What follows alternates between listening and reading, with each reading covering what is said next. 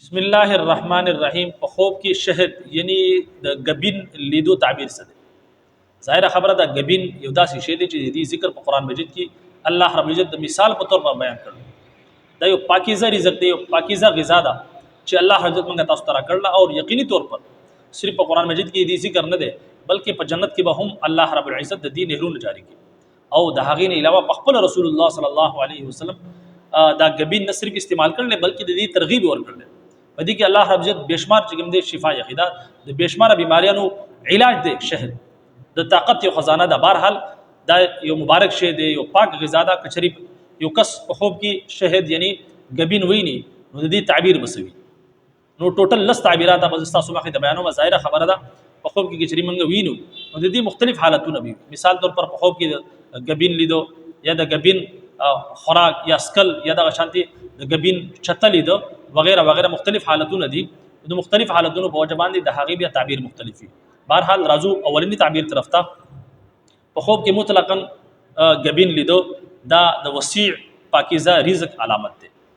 نمبر 2 په خوب کې ظاهره خبره ده په قرآن کې الله جدي مثال ورکړل. کچری یو کس په خوب کې غبین ویني نو دا د دې دویم تعبیر دغه دی چې دا د علم د حکمت او د دین د سمج علامت دی. دغه شانتي دریم نمبر کچری یو انسان داسې چې په پریشانیو کې په مصیبتونو کې مبتلا وي او دا کس په خوب کې غبین ویني نو دا د دې علامت دی چې الله رب العزت د دې پریشانیانو د دې مصیبتونو نه دله نجات ورکوونکی دی، یعنی د هغې پریشانیانو نه دته نجات میلاوېدو والا دی.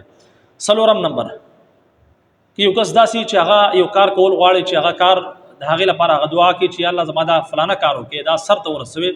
نو کچری یو انسان داسې وي د یو کار په حواله سره هغه لګیا وي او د الله حضرت دعا کوي بار بار چې الله زما دا کار وکړي، نو داسې کس کچری په خوب کې غبین ویني دا د هغې علامت دی چې الله حضرت هغه دعا قبول کوونکی دی، یعنی د هغه دعا قبلېدونکی ده او د هغه چې کوم کار دی هغه په صحیح طریقې سره په ښه طریقې سره هغه خپل انجام ته رسېدو والا دی، پوره کېدو والا دی. دا څلورم تعبیر. پنځم تعبیر کچری په خوب کې یو کس داسې چې هغه واده نه کړی نو کچری هغه په خوب کې غبین ویني نو دا د دې علامت دی چې دته به نیک صالح ښځه میلاویږي. او کچری واده کړی او بیا په خوب کې غبین ویلي دا د دې علامت دی چې الله حضرت دته نیک او صالح اولاد ورکوونکی دی، یعنی دته د نیک او صالح اولاد د خوشخبری علامت دی. کچری په خوب کې دی ویني او واده کړل د واده نه بعد ظاهره خبره ده دوه تعبیرات دي کې واده نه کړي نو یو تعبیر دغه دی که واده نه کړي نو نیک او صالح ښځه به ورته میلاویږي، او دویم تعبیر که واده کړي نو نیک صالح اولاد به ورته میلاویږي. دا د دې علامت دی. دغه شانتي شپږم نمبر په خوب کې یو بیمار انسان دی، په بیماری کې مبتلا دی، هغه په خوب کې کچری شهد یعنی غبین ویني دا د دې علامت دی چې الله رب عزت دته شفا ورکړي او د دې بیماری نه دته نجات میلاوېدو والا دی. دغه شانتي وم نمبر کچری یو کس کاروباری کس وي، تاجر کس وي، کاروبار وغیرہ کوي، څه کاروبار هم کوي، ظاهره خبره د حلال کاروبار کوي نو دا د هغې تعبیر دی. کچری یو حلال کاروبار کوونکی دی، څه کاروبار کوي او دا کس خوب ویني نو دا د دې علامت دی چې په تجارت کې دته کامیابی او غټه فایده او برکت حاصلېدو والا دی. دا شانتي اتم نمبر په خوب کې غبین خوړل، یعنی یو کس په خوب کې غبین وخوري نو دا د دې علامت دی چې کوم کار کې د محنت کې د هغې محنت سره به دته میلاویږي او دغه شانتي دته به نعمت حاصلېږي. الله حضرت دته نعمت ورکړي او د هغې چې کوم کار کې دی لګیا دی محنت کې نو د هغې سله هم دته میلاوېدو والا د نعمت په صورت کې نو دا د دې علامت دی. دغه شانتي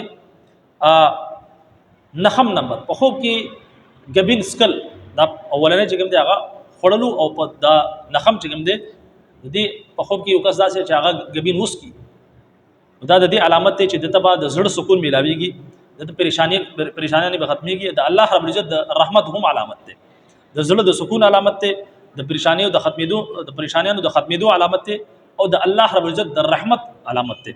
په خوب کې غبین سکل. دا شانتي په خوب کې لسم نمبر په خوب کې د غبین چتا لیدو، یعنی داسې چتا چې په هغې کې غبین وي چې په خوب کې یو کس ویني چاهے نارینه ویني زنانه ویني نو دا د دې علامت دی چې د خاندان د خوشحالي علامت دی او دغه شانتي د رزق د فراوانی د رزق کې د برکت او د کثرت علامت دی. نو دا ټوټل لس تعبیرات چې تاسو مخې ته ما بیان کړو. امید کوم چې دا تعبیرات مو په سمجھ کې راغلي. اجازه راکړئ. السلام علیکم ورحمت الله وبرکاته.